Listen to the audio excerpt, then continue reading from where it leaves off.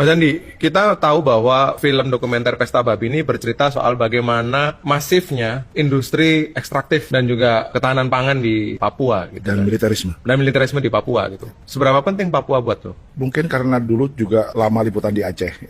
Saya nggak ngalamin Timor Leste karena ketika Timor Leste bergolak baru jadi jurnalis. Tapi ngalamin perang dan darurat militer di Aceh. Terus ngelihat Papua itu kayak Aceh yang tanpa liputan, tanpa coverage.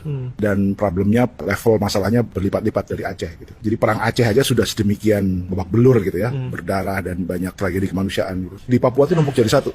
Ya deforestasinya, ya isu agrarianya, perampasan lahannya, ya operasi militernya gitu ya, dan ada gelombang pengungsinya juga.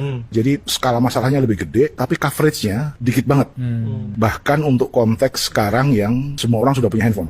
Di Papua yang terjadi, situasinya lebih berat dari Aceh, teknologinya sudah lebih banyak, tapi apa yang ada di Pesta Babi ini menurut banyak penonton kayak nggak ada di algoritma mereka.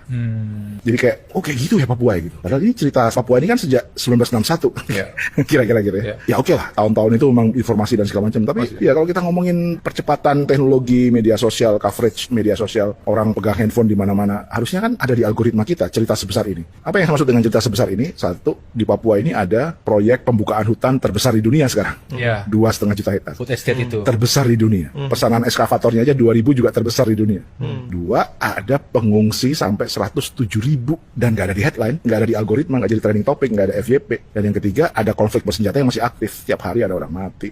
Jadi ada 3 peristiwa besar, kemanusiaan, ekologi, perampasan tanah, agraria. 3 peristiwa gede-gede banget ini. Tapi kayak jauh banget cerita ini gitu. Padahal semua daerah Indonesia mengalami cerita-cerita ini, khusus di Papua, numpuk jadi satu di satu lokus, di satu tempat. Satu tempat, iya. Lo melihatnya kenapa mas, minim coverage ini terjadi? Karena memang satu, by design, kalau Papua lagi uprising gede kan internet di shutdown. Jadi by design, orang nggak boleh tahu apa yang terjadi di Papua. Oleh desainnya? Ya siapa kira-kira yang bisa men-shutdown internet segede Papua gitu kan. Ya tentu nggak mungkin counter handphone kan.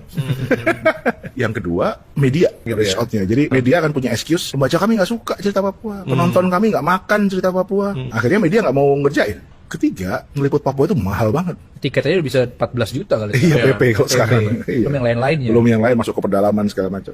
Jadi sudahlah penontonnya nggak ada, liputannya mahal. Nah ini yang kelima, belum tentu dapat iklan, ya kan? Yang keenam, resikonya gede secara politik. Jadi kayak ini sebuah story yang pakai ilmu marketing konvensional atau pakai ilmu industri media nggak ketemu, nggak ada yang ketemu.